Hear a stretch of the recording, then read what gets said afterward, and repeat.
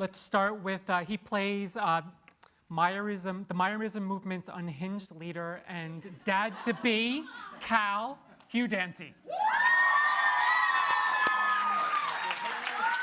She plays the disillusioned and deer-killing Sarah. Let's welcome Michelle Monaghan.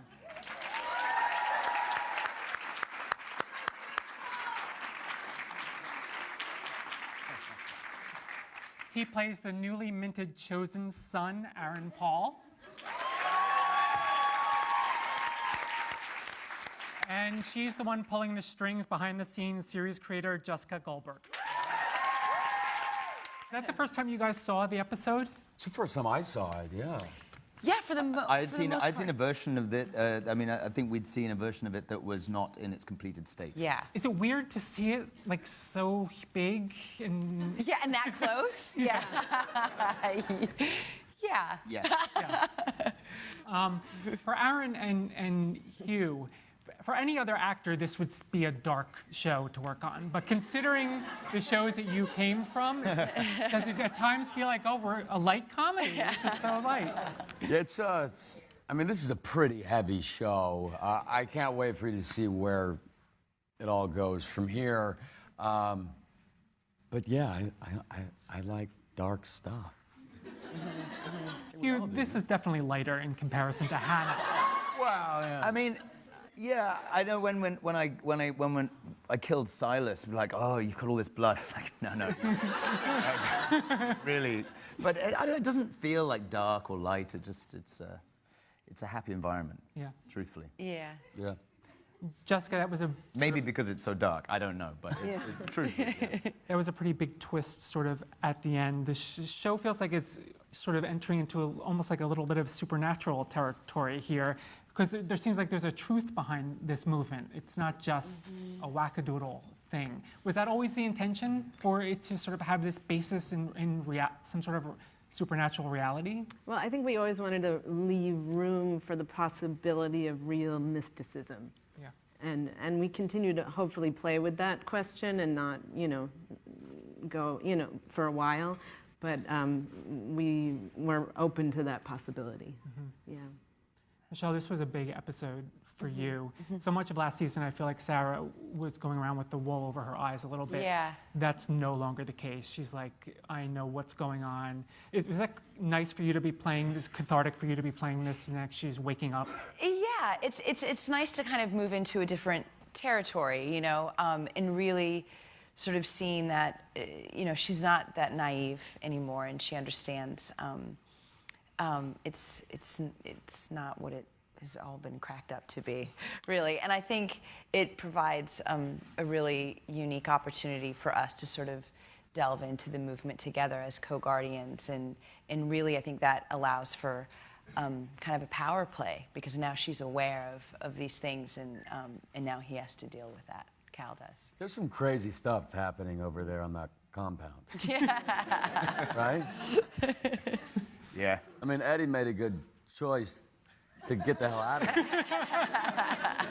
Just saying. Yeah. I have to imagine, though, Eddie's going to get pulled back into this orbit. Now, Jessica, can you tease a little bit how that's going to happen now that this new revelation? Well, a lot of the season, Eddie really tries to be in the secular world, which is really, I think a beautiful story. He really fights against, this pull. And I want everyone to be surprised, so I don't want to say too much. But a lot of, he has a really strong story in the secular world. Yes, he does. Thank you for that. Aaron, how much do you know in advance? How much do you want to know in advance? I mean, when I first met with Jess, I kind of got a really rough sort of arc of the whole show, at least where, they want to kind of go towards. I think Jess has a very specific idea of how she would like to see the show end, and so how we get there, there's a lot of twists and turns, I'm sure, ahead of us. But really, just for me, it's just episode by episode.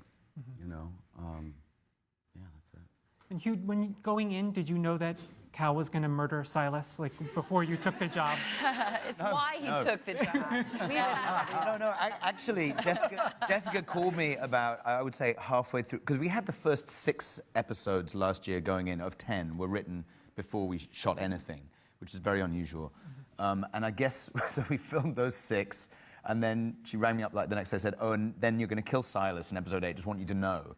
Which was, and explain why, both in terms of character and in terms of really building to something that would then drive through to the end of the season, which I think is exactly what it did. And, you know, yeah, that was quite a lot to take in and digest. And I mean, I had my little thoughts about it, but it was very exciting. It made that last stretch of the first season really exciting for me. He's clearly still haunted by this, though. It's not something that he can shake easily. Can he really ever sort of get past what he did? I think that he's such a great compartmentalizer of things that he's kind of, part of him is trying to do a really conscientious job of considering, you know, his guilt and atoning for his guilt, and it goes on. We learn more about that in the next episode and beyond. But I would say that if you spoke to a kind of professional, they'd say you probably haven't fully looked at the problem. You know, and I mean, for example, you know, it's interesting to me that Eddie at the beginning of the first season sees this thing, which is Steve in the hospital bed, and he's like, bang, I'm out. I mean, not immediately, but he's fighting that from the word go.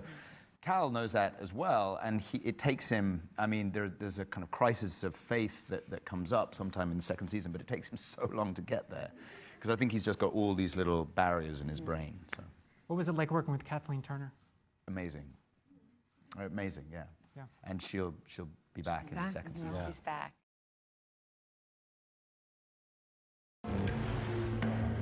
At Lexus, what we learn on the track doesn't stay on the track. It just finds more street legal form.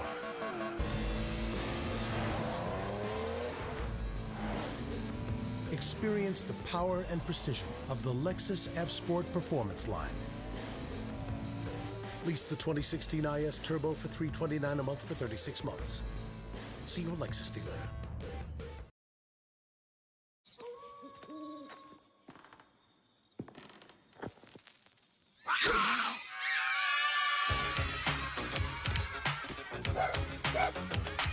Now when freaks get dressed, go out at night. They like to wear leather jackets, change the spice to all. Freaks come out at night. Freaks come out at night. Get out to sea. Freaks come out at night. Freaks come out at night. With Empire Today's half price sale, our best sale. Get beautiful floors and professional installation for half price. That's carpet with installation half price, hardwood with installation half price, tile or vinyl plus installation half price, and laminate with installation half price. That's half price for your whole project. Floors and professional installation. It's Empire's half price sale. Schedule now. 800-588-2300 Empire. Today. Michelle, I have to say it was kind of shitty of you to blame the deer killing on Cal. Well, when it was Cal's fault. I mean, everything is really Cal's You were fault. texting and driving. I felt like, I don't know about you, but I felt like even the Exactly. mother deer knew that.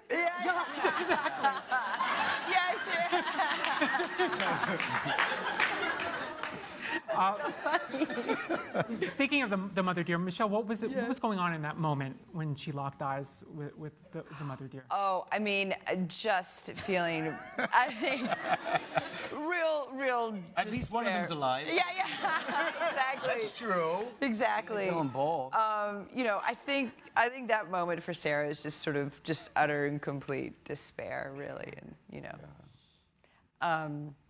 I sort of love this idea too of Sarah, though, that she's now with a denier, essentially, you know, but she doesn't want to deny him of his children. You know, he's still the father of her children. So it's a real struggle for her. And so I sort of felt like in that moment that I had taken away her baby, really, and had guilt. And so I think it was a lot of that kind of coming up for that moment and feeling responsible, and sort of mirrored what was going on in my own life. Jessica, is Cal the father of Mary's baby?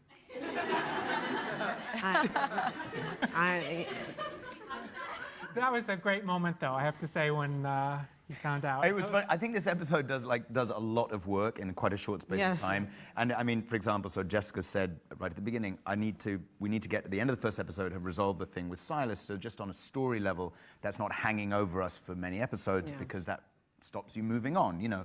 So we got to get to that, and in turn, there's a whole load of other stuff. And I think in the season ongoing does a really interesting job with the characters of wrestling with the implications of the first season. But part of that was like, hey, Mary, you're pregnant, 5 months? Oh, you know. I'll eat this tomato. Yeah. But I kind of loved it. So. Was the tomato thing improvised? Tomato, anyway, sorry. Was it improvised, the tomato? No, there were That many was tomatoes. scripted. Scripted. How many tomatoes were there? I don't know, not many because we moved quite fast. I think originally it was a strawberry. Was it? But I remember like that that it was a discussion with tomato. Jessica Yeah, about exactly, the about what was the symbolism of fruit of tomato. the Yeah. fruit, I think yeah. it was like an optimistic tomato. Yeah. no, you have to watch. Jessica, do you have an end date in your mind? Like how many seasons does this story have? Yeah.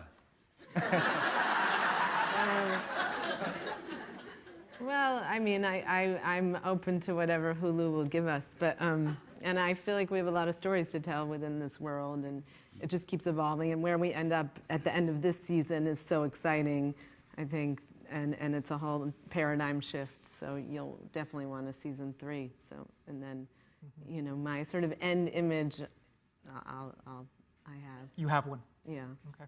But more than just season 3.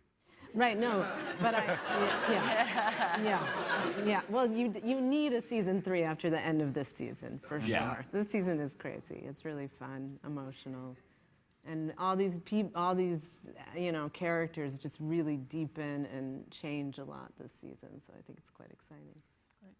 We're going to take some questions from the audience. My question's for Aaron. So I'm a big fan of the Dark Tower series. Yes. Yeah.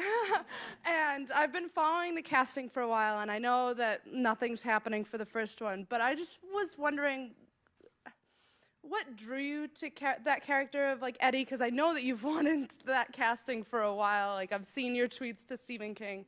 Yeah. Have you seen his tweets to me, though? Yeah, yes, and so I was just wondering if you could talk about like what draws you to not only Eddie, but like the characters that you choose to portray in general. Well, I've always been a huge fan of the Dark Tower series and Stephen King in general, but I don't know, that character of Eddie is just Eddie Dean. He's just another Eddie. Another Eddie. Yeah. just another Eddie, and I love playing Eddie. So, but no, Eddie Dean, he's just this kind of lost, tortured soul, and for some reason, I always gravitate towards those type of characters for some odd reason. But yeah, I just love that book series, and when I heard that was happening, it was very exciting for me. Hi, this question is for Hugh. According to Brian Fuller, you actually had some suggestions for Will Graham that made their way into the script for Hannibal. For example, It's Beautiful from The Wrath of the Lamb. Your actor's insight into the character influenced the script. Did you have any moments like that in the past, dialogue or performance-wise, with Cal Roberts? Yeah, I mean, I'd like to think so. I mean, I think performance-wise, you can't not, right? You have to, I think nobody's thinking as deeply or strongly about that one character as you are. I mean, and that should be the case, even if the writer has been living with it for however many months or years. They've got multiple perspectives, and your job is just to have the blinkers on in a way. And then you're going to find moments, once you've done all your work, you'll just find moments in the moment of the performance as well. And certainly Jessica is a very generous and an open collaborator. That said, there's not often much need for my thoughts, but I feel like when they're offered up, they're received with real graciousness, and I'm sure that's the same for all of us. And sometimes I guess they might find their way in there, but that's not to try and take any kind of credit at all. We definitely, as writers, take a lot from the performances of these actors, and then we're at the point now. What's the great thing about season 2 is, like, the other day, I was talking to the director about a scene, and it wasn't feeling right, and I was like, I'm going to just call Michelle and see what she thinks Sarah would do, and that's like it's such a beautiful point to be at, and when you have these kind of actors, I mean, you have the luxury of being able to do that, which is cool. Comparing midsize sedans? Here's what puts the Kia Optima ahead of the Nissan Altima. The Kia Optima has an available surround view monitor and turbo engine. The Nissan Altima does not. The 2016 Kia Optima is a KBB.com Best Buy Award winner. The Nissan Altima came up short there, too. Discover the next generation Optima. It's not your average midsize sedan. Hurry in during Kia's fall savings time and lease the Optima LX for $179 a month or get 0% financing. I'm Jamie Foxx for Verizon, introducing LTE Advanced, powering America's largest and fastest 4G LTE network ever. And I'm also Jamie Foxx for T-Mobile, also America's largest, fastest network ever. Oh, you're just repeating everything I said? You just repeating everything I said? I'm switching to Verizon right now. I'm switching to Verizon right now. There's no better time to switch to Verizon. Now get the next-gen network and the best value with no surprise overages. Switch and get 20 gigs and 4 lines for $160, all on America's best network. We need to get loud. There's a great disparity across the nation right now. It's always been an issue, like how am I gonna even have a career and get to college if I can't afford it? We want schools, not prisons. No one should be prevented from seeing a doctor because they weren't from here. Yeah, I wasn't born in this country. The country was born within me. You can't make a change from sitting in your couch. You have to get educated and even formulate a change. You have a voice. And a vote. Use it. And vote. You vote that. Vote. Get loud. You vote that.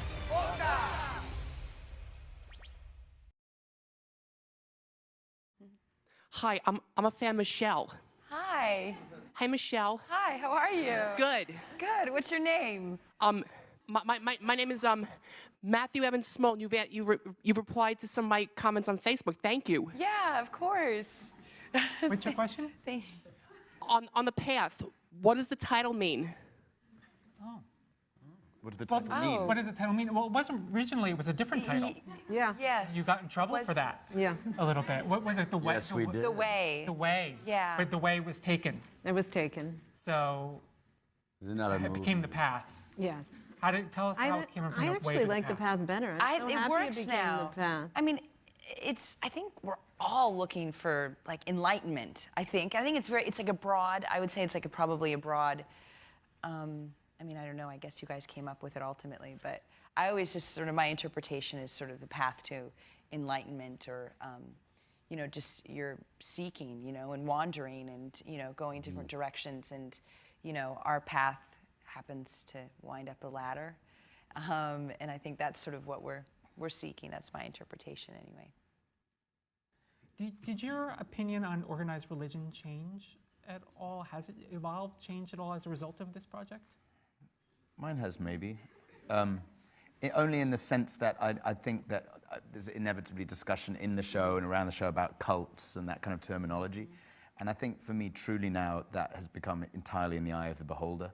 I just hadn't stopped to think about it as much. But anybody's belief system, as far as I'm concerned, be it from 10 people to however many million people, has the potential for beauty, has the potential for kind of arcana, and has the potential for abuse as well.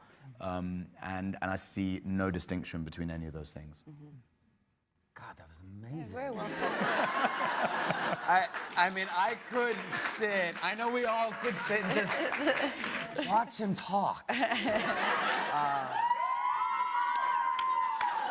But I would have to ditto that statement. Yeah. That's so cute. You're getting that down to a fine art. Oh, man. But it's true, though. I love it. Thought I'd ask, Hulu, one episode at a time, Netflix, binge watch. Do you have any opinion on how that affects the show that you're doing? And do you prefer one over the other? That's a great question. I don't. What do you guys think? 2 at a time? I don't know. I mean, seriously, I like that. Yeah. Because if you watch one, I don't know. I prefer a drip feed than the whole lot in one go, for me. I think we're getting used to watching more than one at a time. Yeah. But Hulu's, all their programming is one at a time, I guess. But I guess you could save it and then watch it all at once. Yeah, a lot of people apparently have done that. Yeah. So, Yeah. It is hard. One of the differences too, another difference is that you have the commercials. Like, do you write in those breaks? yeah, that's really, we have to write in the breaks, yeah. Yeah, so we're not traditional. Your preference would be, ideally, you wouldn't have to do that. Yeah, it was, I mean, because I wrote the pilot on spec, and I wrote it as an hour, just as a regular cable hour, but then when Hulu picked it up, I had to go back, because you think differently when you're working towards commercials, yeah. Interesting. Questions? Oh, I think my daughter has one. Where's your daughter? She's right there. Oh my gosh, she's so cute. Can we go home, Mom? This question's for Jessica.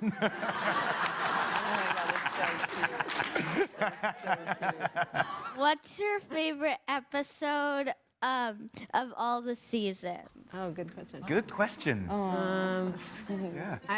Last season, my favorite episode is episode 8, which is called The Shore, and it's this very beautiful episode where Eddie sees his brother on the beach, and it just really moves me.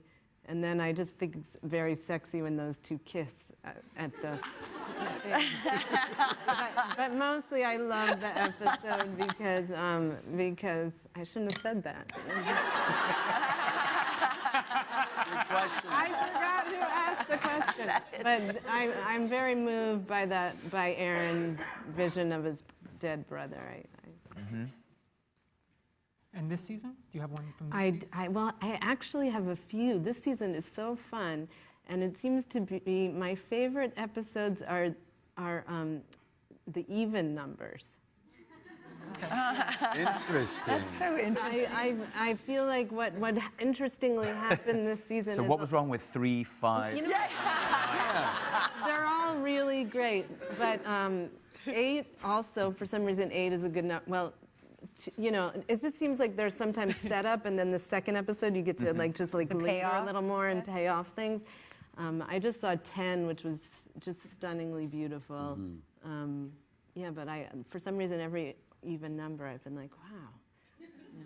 And how far along are you this season? We're shooting 13. The finale? Which she's directing. Yes! Which is an odd number.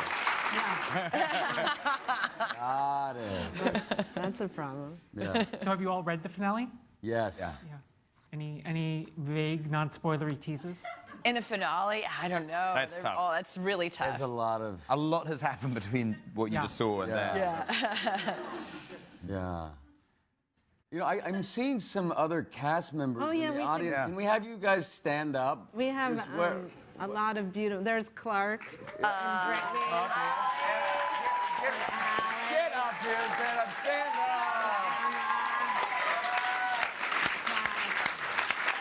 Nice.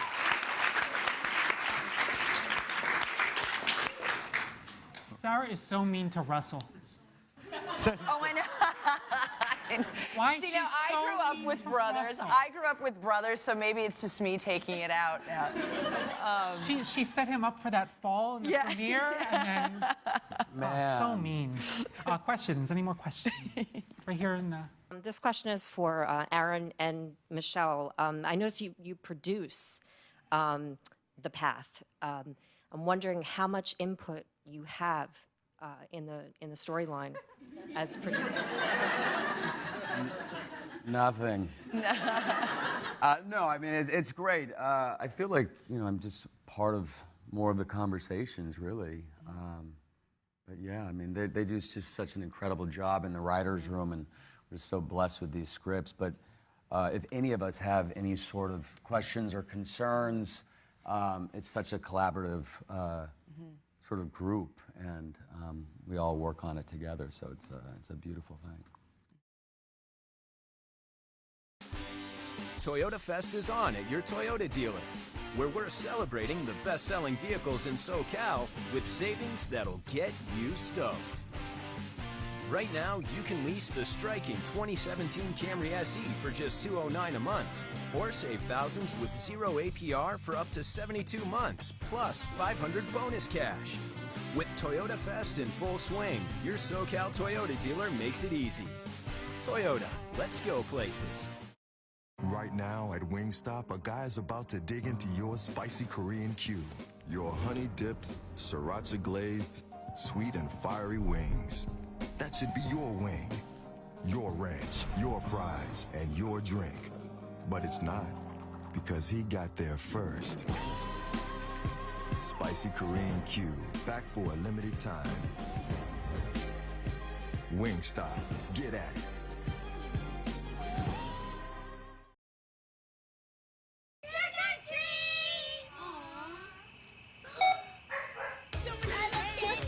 Hershey's all-time greats. Everyone's favorite picks for Halloween, $9.94. Save money, live better. Walmart. Some lovely headpieces in the audience. Yeah. Yep. You guys make those, or? Yeah. Well, the Hannibal cult. Yeah, so my question can be for anyone. So, like, you know, traditionally, biting into the apple symbolizes, you know, the fall of man. So, the fall into sin. So, what is, for Myerism, what does the biting into the tomato That's very funny. You know, I really did think about this. Yeah.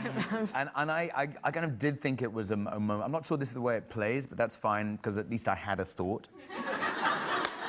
Which really, you know, is enough sometimes. I kind of felt like it was, broadly speaking, a kind of optimistic moment for Cal. I mean, for the movement, I don't know. It represents the fact that they're expanding, right? They're expanding and they're growing, and I mean, literally, they're growing on stuff on the roof. But that, you know, what his dream is growing, and I think that's also the means to his, to whatever kind of penance he can pay is going to be through that route. What you see him doing at the beginning, being out on the street, like, you know, just kind of doing the legwork that you have to do. So I think the tomato represents... We're recording this, right? Nothing else important is happening tonight, right? On television. So I could just go on about the tomato for the next hour and a half. Nobody has anywhere important to go, right? Anyway, so yeah, I think it's a positive thing. What can I say? Yeah.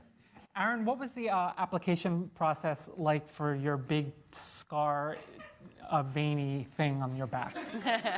It's great. Was it? It wasn't CGI at all, was it? No, it's just this. It's kind of like a, you know, tattoo transfer, but with texture. How long did it take? It only takes about, I think, like 15 minutes. Oh, that's it? Yeah, it's great. All right. Yeah. My wife hates it. Really? Yeah. Why? Because I keep it on. And it feels terrible. And it feels weird. Oh, yeah. It's awful. Really? Yeah. Yeah. Why do you leave it on, Aaron? I kind of forget that it's there, and then I go home, and then it takes much longer than 15 minutes to take it off, because it's stuck to your skin. Yeah. Because I'm at home, I don't have the, you know, proper tools, and so I just leave it there. It's gross. And how did you... Jessica, is that actually how you imagined it would look, that specificity? Well, we researched. He's struck by lightning. So, Yeah. Okay. We did a lot of research, and that is what it looks like. Wow. That's Yeah. amazing. It kind of burns through your veins, right? It follows the vein, the liquid in the vein. And then you are susceptible to Yeah. be struck again. It's true. Once struck. Yeah. You know, Morgan from PA, her Yeah. uncle has been struck like 6 or 7 times. My grandpa was struck by lightning 3 times. What? Yeah. See, once you're struck. Yeah. 3 times? Yeah. Separate incidents? Yeah. Eddie gets struck by lots of lightning. All the Eddies, in fact. Question? Wow, that's insane. Yeah. Hi. Thanks for sharing the first episode. That was really awesome. So my question is for everybody, but it kind of connects with what you were saying, Hugh, about Cal in the city. And so when the curator mentioned that so much of this is filmed in New York, I was thinking about sort of the city versus the beautiful landscapes we get at the Myers kind of compound. So can you talk a little bit, anybody, about the role that the city is playing in this coming season? There's a new sinner, as you can tell, that he just, spent a lot of money. Spent a lot of money on. I think. Okay, so I think it's that there's been this this tension in the movement, which is true of any movement of this nature, that they have outside world, right? What's on the outside? What's on the other side of the wall? If they want to draw people in and then persuade them of their message, but what's outside there also represents the essentially apocalypse, right? And the coming, end of the world. So how you connect and how you go out and proselytize, whatever, is complicated. And Cal has, like, for his own penance, as I was saying, and because he's ambitious, that's what the city represents, going out and getting your hands dirty. Is it fair to say, Jessica, this season we'll spend more time outside the base camp? It does. We're sort of half and half now. Half and half. Yeah, we're in the city. Amazing a lot. Dutch Reform. I mean, actually, it was a Dutch Reformed church on Flatbush.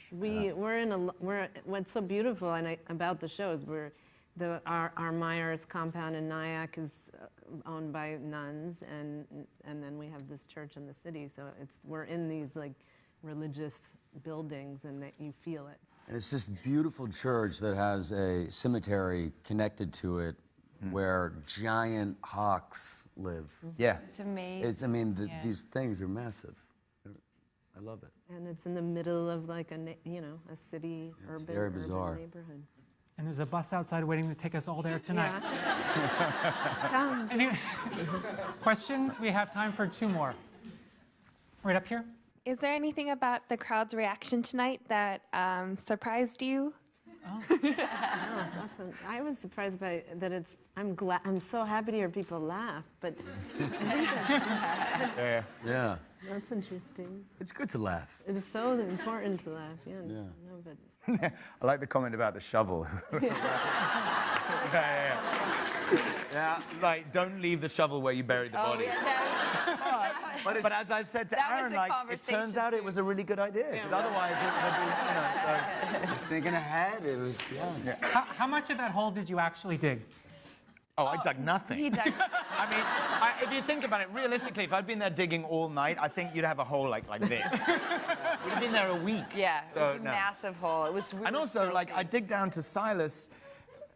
All I really need to do is show the head, because like, and I've dug this kind of 8 foot by 8 foot. Not yet. I'm working on the corners.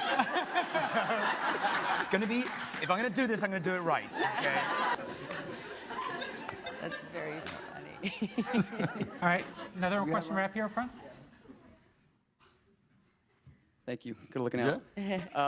So I'm just curious, with a lot of content coming from these streaming services nowadays, like Hulu and Netflix and Amazon, have you guys noticed any differences in shooting for those types of platforms versus like network TVs or big studios like that? I'm sure that Jessica would feel that the strongest if it were the case. I mean, for us, it I think gets diluted and diluted and diluted. yeah, I mean, we have a lot of freedom at Hulu, which I mean, this show, it would be hard to do it on network TV, I think, yeah. So they're very supportive, and they allow us a lot of freedom in our storytelling. We have to wrap up. Oh, wait, one more question. We're here. Make it a good one. It's the last one. No pressure. No pressure. It's a decent one. I was curious if these roles that are mentioned in The Shore, do they exist? The roles? Yeah, the roles that... The clam rolls? Yes. Oh. Yes, the clam they rolls. do. Good question. Yes, they do. Oh no, everybody talked about those. And they were amazing. All right. Yeah, this is Oh, the yeah. first time I had one. Oh, really? Yeah. It's an East Coast thing, maybe. Yeah. Yeah. Yeah. Very good. Get one. Yeah. A good way to We go know out. what you'll be Go get doing one. tomorrow now. Well, thank you, everyone, for coming out. Enjoy the debate tonight. Everybody.